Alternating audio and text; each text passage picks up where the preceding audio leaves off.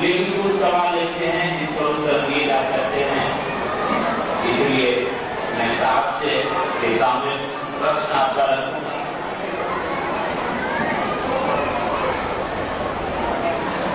कुछ प्रश्न रखूंगा, एक आध सवाल है इस पर की बात हो सकती है। उसके बाद पूरा मैं निवेदन करूंगा कि साहब जो कहना चाहते हैं वही कहें और वही हम लोगों के लिए अमृत पानी होता है।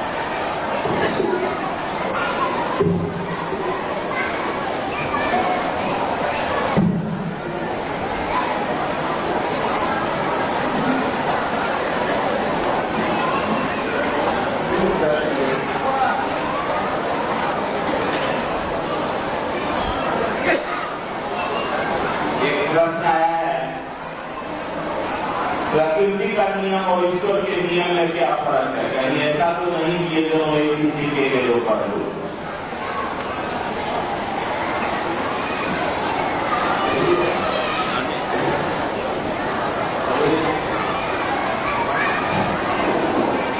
दूसरा सवाल है शिव ध्यान कैसे करते हैं? तीसरा सवाल है मुक्त अवस्था क्या है, कैसे प्राप्त किया जा सकता है?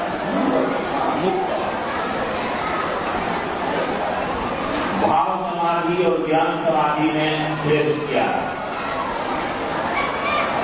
और चौथा सवाल है राग द्वेष से कैसे मुक्त हो सकते हैं?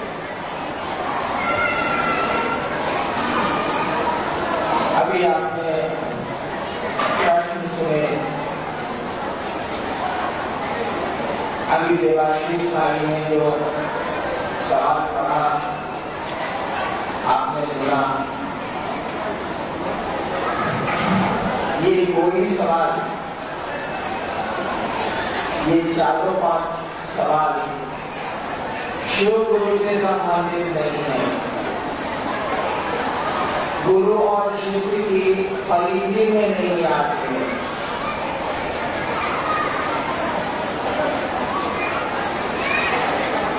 फिर भी उत्तर देता हूं। पहला सवाल था कि ईश्वर का नियम और प्रकृति का नियम क्या एक है?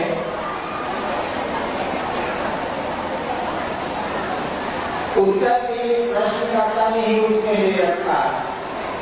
उन्होंने कहा है कहीं ऐसा तो नहीं कि ये दोनों चीजें ही है।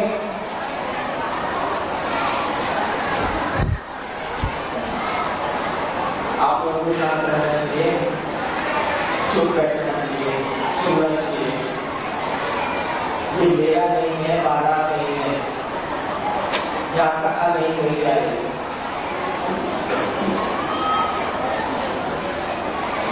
हम लोगों को मालूम है एक शब्द नारायण। नारायण शब्द सुना है, आप लोगों ने सुना होगा।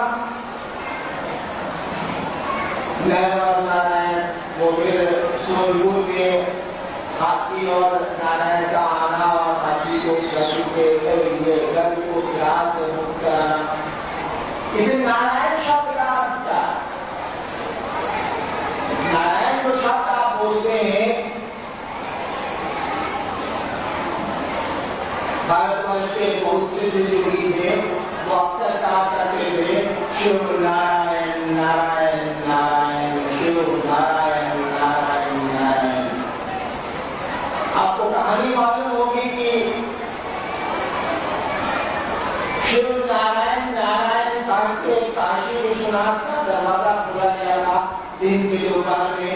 वहां के पुजारियों ने दरवाजे बंद कर दिए थे।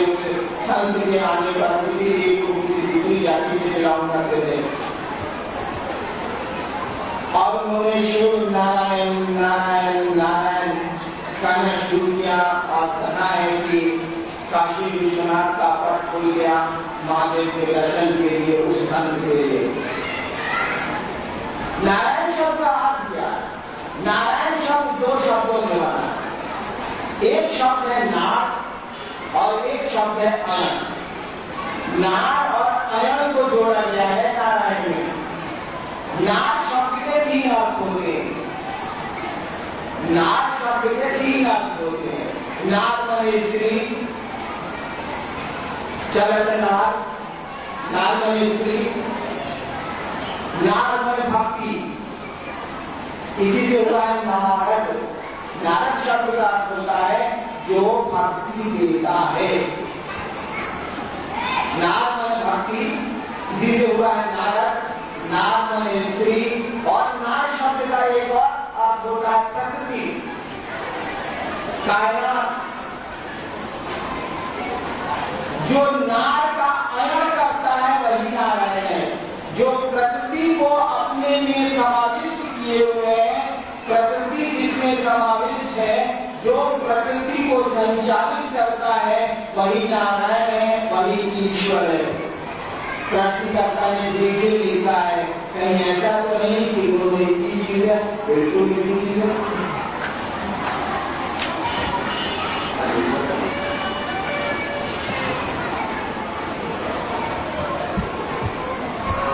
क्या करते हैं हमको पता नहीं। आप ध्यान कैसे करते हैं ये हम कैसे बताएं? शिव ध्यान कैसे करते हैं? पर ध्यान करते हैं कि आप पूरे रहते हैं। हम लोग पहले लेटाई की किताब पढ़ते थे बाबू जी के घर से, तो किताब रखते थे अपने न्यास का, और उसके भीतर रखते थे ऊपर दिया। क्या है? कहानी की किताब, चुन्नू मुन्नू, चंदा मामा, हमने उसमें लिखा। जब मेरे बाप को बताई नहीं सकते, बाप को कहेंगे कि बच्चा कितना पढ़ता है। जब सामने ये रखे हुए हैं अंग्रेजी की किताब, अब भीतर में उनको क्या पता है कि चंदा मामा हम पढ़ रहे हैं, कैसे बताते? तो शिव ध्यान कैसे करते हैं? शिव ध्यान क्या करते हैं ये कौन बताएगा? प्रश्नकर्ता ही शायद बता सके। कैसे जान लीजिए, इस संसार में देवताओं को भी, इस संसार में ईश्वर को भी, इस संसार में कृष्ण, राम और शिव को भी, इस संसार को शिवोन्मुख करने की दिशा में चलाना पड़ता है। और वो आदमी के जैसा आचरण करते हैं जो आचरण आपको परमात्मा की ओर ले चले। शिव को ईश्वर कहा जाता है। भारतीय आध्यात्मिक धारा में जब आप उसका अध्ययन करेंगे तो पाएंगे कि हमारे यहाँ शिव के लिए ईश्वर शब्द का प्रयोग हुआ है। ईश्वर शब्द ही नहीं प्रयोग हुआ है, उपनिषदों में महेश्वर शब्द का प्रयोग हुआ है शिव के लिए, और ईश्वर के लिए शिव शब्द का प्रयोग हुआ। कभी मौका मिला तो हम आपसे बात कर सकेंगे, आपको बात करने देते नहीं, इतना शोर करते हैं। कभी मौका मिला तो आपको हम समझा सकेंगे या समझ सकेंगे कि ये महादेव क्या है, ये भगवती क्या है। उस शिव की जो कल्पना की गई है कि जो परम सत्ता है, जो शिव है, ईश्वर है, महेश्वर है, उसका ये महादेव रूप क्या है। और फिर आप देखते होंगे कि शिव के तस्वीरों की पूजा का प्रचलन हमारे यहाँ नहीं है। हमारे भारतवर्ष में जहां देखिएगा तो शिव के शिवलिंग की पूजा होती है, मूर्तियों की पूजा का प्रचलन बहुत हल्का है, बिल्कुल कहीं कहीं नहीं है। जहां जाइए बैद्यनाथ, जहां जाइए केदारनाथ, जहां जाइए अमरनाथ, विश्वनाथ, सब जगह शिवलिंग है, शिव की प्रतिमाएं नहीं है। ठीक उसी तरह से भगवती की भी कहीं प्रतिमाएं नहीं है। आप चले कानपुर का क्या, आपको एक पिंडी मिलेगी। आप चले जाइए शक्ति की, फिर उसमें जहां में 2-4 गाँव की जगह मांगी वहां आपको पिंडी मिलेगी। आप चले जाइए गोपालगंज जो हमारे घर के बगल में है, वहां चले जाइए, वहां आपको पिंडी मिलेगी। यानी शिव की और भगवती की, शक्ति की पूजा पिंडी के रूप में भारतवर्ष में होती है। तस्वीरों के रूप में पूजा का प्रचलन नया है और बहुत ज्यादा उसको कीर्तिमान नहीं आती है, उसकी व्याप्ति बहुत नहीं है। क्यों ऐसा? इसीलिए कि हमारे ऋषि मुनियों ने जाना, हमारे ऋषि मुनि इस बात को जानते थे कि वह शिव को ईश्वर है, उसकी कौन सी सटीक तस्वीर बन सकती है, उस परमात्मा की तस्वीर कैसे हम बनाएं, चलो एक प्रतीक मान लेते हैं। हमें बातें बोलना चाहिए, शिवलिंग भी बहुत चाहिए है, उसके चर्च लगता है, उसका भी उसकी बड़ी सुंदर लगता है, उसके प्रभाव भी बड़े अच्छे हैं। आप चढ़ाना जानिएगा, आप जो पेपर में चढ़ाते हैं उसका भी बहुत वैज्ञानिक पहलू है, चंदन और हल्दी चढ़ाते हैं उसका भी पहलू है, लेकिन हम आप जानते नहीं उसका इसीलिए दिक्कत होती है। सोचा गया कि वो शिव की कौन सी तस्वीर बनाई जाए और इसीलिए उस शिव की पूजा प्रतीकों के रूप में होती है। ठीक पूरी तरह से उस आदि शक्ति की, उस शिव की आदि इच्छा जो है, जिनकी इच्छा जिसका भक्ति कहते हैं, उनकी इच्छा से सृष्टि का कण कण सृष्टि हुआ है, उनकी कौन सी तस्वीर बनेगी, उनकी भी एक पिंडी बनाई गई। गांव देहात और शक्तिपीठों में आज भी पिंडी बनी हुई है, प्रतीक बना हुआ है। तस्वीरों की पूजा का प्रचलन तो नहीं के बराबर है। पुराने शिव मंदिरों में, पुराने भगवती के मंदिरों में सब जगह शिवलिंग है और फिर भगवती के मंदिर में पिंडी